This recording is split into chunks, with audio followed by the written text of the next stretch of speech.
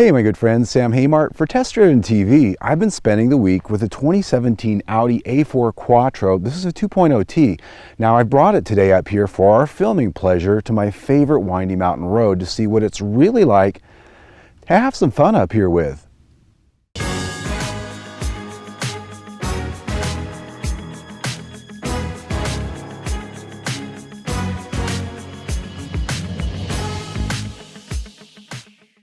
The 2017 Audi A4 is actually about an inch larger than the last generation model, slightly stretched but not made terribly larger. Styling, I would say, I really think it's a little bit more conservative than the last generation. The lines are straighter, a little bit more taut, maybe a little bit more grown up in its overall look. But when you look at the details, they really have added a little bit more detail here and there, and you can see that here in the single frame grille, down here in the lower fascia. And one thing I want to point out that's rather interesting is down here, what look like fog lights, they've actually cleverly hidden the radar sensors for the driving aids down there in that lower fascia in a way that makes them look like fog lights at first blush. Now the headlights on this one, these are the optional LED headlights. The signature on there during the daytime, they almost have this sort of superhero comic book look to them. When you turn the light on, of course, then you have the round element. They're a rather nice looking light, day or night. Now wheels on this one, we have the S-Line trim here, Prestige trim grade, and these are 18-inch wheels. They're an upgrade from the base wheel. Painted pockets, I think they look pretty handsome. As we come out here to the back of the A4, you can see again these conservative taut straight lines really have become part of the evolution of the brand. Taillights here, LED taillights, and they're a little bit slimmer, a little bit sleeker. And up here on the deck lid, it looks like it's got a spoiler on it, but that's actually sort of an integrated crease in the design, not a tacked on spoiler. The other thing I like, that even here on the base model with a 2.0T 4-cylinder, we have dual exhaust tips, which still have that nice performance look. Interiors of Audis have always been places I've held to be some of the best in the business, right up there with Honda, Acura, and Lexus. But Audi, for the longest time, has always had really what you'd aspire to if you were any car maker, regardless of the price. And for 2017 here in the A4, what I see here is a design that, very much like the exterior, is a little bit more conservative. It's a little bit more straight line, straight laced. It's still down to business, just like you'd expect in a German sedan. Switchgear of a very high quality, good tactile feel. The one thing I'd point out here that I'm sort of noticing here is, it seems like the materials in here might have taken just a step down here in this last generation. Quite a few hard plastics here and there as you move your hands around the interior. There's still soft touch here and there, and it's still very good, but just something I'm noticing, it just feels a little bit different. Now, the other thing here, my preference, especially with German sedans, luxury cars, always been with warm woods, warm colors, and here it's a little bit austere. I've got aluminum, genuine aluminum trim, so that's a good thing. But if I were optioning this car, I'd probably look for something with a little bit more contrast and warmth here. These seats, power adjustable, of course. I've got memory settings, exceptionally comfortable. They're heated up front. Now the steering wheel, very comfortable in your hands, and what's ahead of me here is a very cool feature I like a lot. It is the Audi virtual cockpit. Instead of a traditional 2-dial instrument cluster with actual needles, it's a complete 12.3-inch screen that lets you adjust it in a variety of different ways to display your nav map, your infotainment information, trip metrics, and you can have the dial small or large so that you can really sort of tune into what you want to see there. I love it. Now the visibility here, very good. This car is actually quite large inside, almost as large as the old A8 was when it first came out. These cars have really grown up. When it comes to storage, this is another area where I'm finding a little bit less than I might have expected here. Under the armrest here, there's a bin down here, but it's not a large storage area. It's actually just more of a tray down here that's just large enough for your phone, and there's a plug down there. Up here in the front of the console, not really a large space for a phone. You do have cup holders up here, but because they're tucked into the dash here, not really a lot of space if you have really large drinks or coffee mugs or things like that. Down here, you've got a shifter that is a little bit more of a toggle stick, not so much a real shifter. Takes a little bit of getting used to, but it is very comfortable in your hand. The rear seat space back here is, I would say, middle of the class here. Legroom, not too bad. Now these seats, they're set about halfway forward to halfway back, right about for my height, which is 5'9", and so I've got plenty of legroom right here. They can come back quite a bit, so if they did, I'd probably have my knees up against those seats. Headroom, pretty good. Now I don't have a panoramic roof here, but there is a sunroof, but headroom's still pretty decent in that way. Now the seat height down here, not very high. My knees are perched up just a little bit, but that is pretty common for this class. The good news is these seats do have some pretty good side bolstering to hold you in your place. There is a fold-down armrest here, and it does have a nice little storage area in here for phones or devices, things like that. And these seats, of course, do fold down in a 60-40 split to allow longer things in here from the trunk. Trunk space, pretty good, I'd say, for this class, and under that deck is a spare tire. I'm still pretty pleased with this interior. In spite of some of the little things I picked on, it's still one of the top of class, and it is something worth spending the money on. Therefore, the interior gets 4 out of 5 stars. When it comes to infotainment, this has the latest generation of Audi's MMI screen and control system down here. And basically what you've got is you've got a pretty nice, well-lit screen, and in spite of the fact that it's out there in the sun, visibility is very good. Not a touch screen though. All the controls are down here on the console. With a puck, you've got a bank of buttons, a couple of toggles, as well as a touchpad that lets you do a little bit of swipe control. And over here you've got a volume knob for the audio system. And this of course also has the Bang & Olufsen top-end audio system. So let's start there. Audio system sounds absolutely great. Definitely worth the money, and it does live up to that brand name. The sound quality is absolutely phenomenal, and even with some rap with the bass, I cranked it up really good and loud. Didn't make the door panels rattle at all. I was very impressed with that.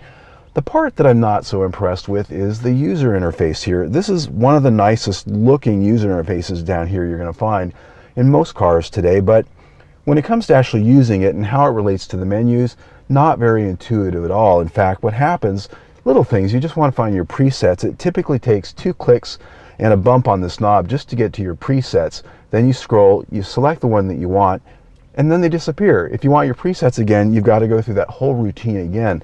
Volume knob, of course, always a good thing. And here you can store your presets if you remember them, but if you're just getting into a car and you don't necessarily have all those stored in your memory, it really does have a steep learning curve. Nav system though does work very good, and one thing this does have that's very cool is a full surround monitor. When you put it in reverse, that does give you a very good view of the entire surroundings, front, back, and rear. And when you put the car in drive and go to take off, you do get a brief drive out front with the cameras. Very well done there. In spite of the fact that I really think that this user interface could use some work, this is a very good system that has a lot of good graphics, it's very good visibility, the sound quality is phenomenal, and of course feature content top of the game. Infotainment gets 5 out of 5 stars. Under the hood of our tester is the 2-liter turbocharged 4-cylinder engine. This is the 3rd generation of this engine, now making 252 horsepower and 273 pound-feet of torque. Pretty healthy for a 2-liter engine. Now this one, here it's made it to a 7-speed dual-clutch automatic, but it's also available with a 6-speed manual. But here in this car, as it's equipped, it's rated at 24 mpg city, 31 mpg highway, and 27 mpg combined. So I always start out with the big question, how does it go? Woo! Ha-ha! Now that is nice. Woo! Ooh, speeding. All right, so 2-liter 4-cylinder turbo doesn't sound like much, but this thing's got some punch. Even 252 horsepower doesn't sound like much. It's about the torque. 273 pound-feet of torque, and you can feel every bit of it. Now I've got this in dynamic mode. This has multiple drive modes here with the Audi Drive Select, and with the 7-speed dual-clutch transmission, power comes on immediately, and of course you got the paddle shifters here, which work very well, but I'm just not a paddle shifter guy, so I tend to let the transmission just do its job, because more often than not I am disappointed in the paddle shifters because they usually just don't always do it. But this is an engine that you could really romp on it, you can stomp on it, and the best part about it is it never feels less than its price. This car is approaching $53,000, and with a 4-cylinder, it doesn't feel like a disappointment. It's not a buzzy engine. It's actually quite refined, and it's very fitting of a car in this price range. Woo! It's just got a nice sound too. Yes. And you can definitely get a ticket with this thing. Anyway, I digress. So this is rated at 27 mpg combined, and before I came up here filming today, in my week with it, I actually achieved 30 mpg, and believe it or not, that was actually weighted more towards city driving. Usually, the highway, you get better fuel economy. So not only is this refined, not only is it powerful, but it's very efficient. So Powertrain gets 5 out of 5 stars. Now this is really what I've come out here for. This is my favorite windy mountain road, Highway 88, Apache Trail, just east of Phoenix, Arizona. And the great thing about this road is, at least in the right times of day in the year, it's very lightly traveled. And the surface up here really gives me a good read on how well put together this car is, because the suspension really gets tested with some rougher pavement up here. And there's also some smooth pavement, but a lot of tight curves. A lot of opportunities to see really how a sports sedan can handle. So what I'm finding out here is this car just feels like it was designed specifically for this road. It's very light on its feet. The steering, it's very light. Now I've got this set in dynamic just like I did when I was accelerating and really sort of feeling out the power. And what I like about it is it's still pretty light in the steering feel. They haven't made it overly heavy to make it feel high performance. But over these rough pavement patches, the suspension doesn't get too rough and harsh, yet it still feels sharp. They haven't softened it to the point to give you a good ride at the expense of sharpness, especially when you get into some of these sharper curves here. And so I've got a really nice 5-link suspension up front, 5-link suspension in the back, and it just really shows up in how this car feels. Brakes, you can get right on them coming into these tight curves.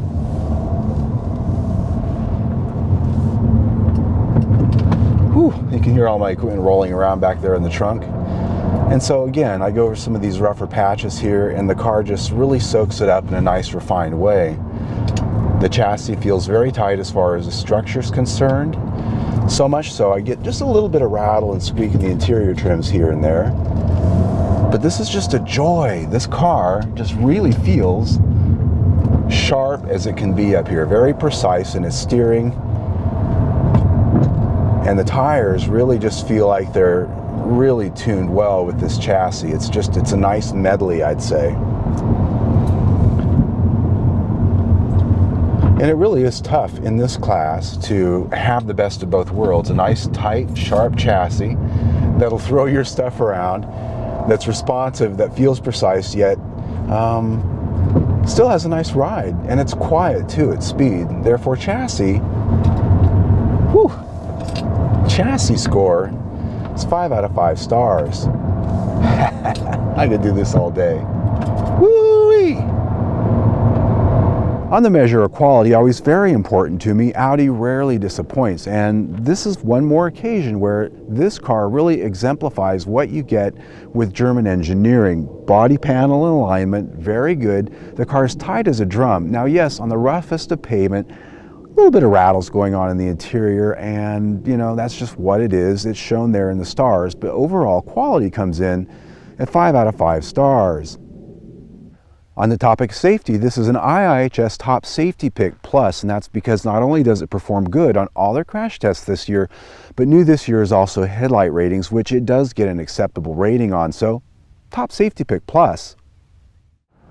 All right, my friends, wrapping it up for the A4, I really did enjoy this car this week. It was a wonderful car to drive, not only up here on my favorite windy mountain road, but around town and on the freeway. I like it so much, in fact, it goes on my I'd buy it list for 2017, the very first car to make it to the list this year. And looking at the price here, that really does tell a lot. $52,000 and some change. I think this is a good level of equipment for that price. It is pretty high on the options, Audi always is, but when you compare it to a lot of cars out there that you can go head-to-head with, I think we're at a good parity. So value gets 5 out of 5 stars. When you put that in with everything we've already talked about, we're at 5 stars for the review. Very good.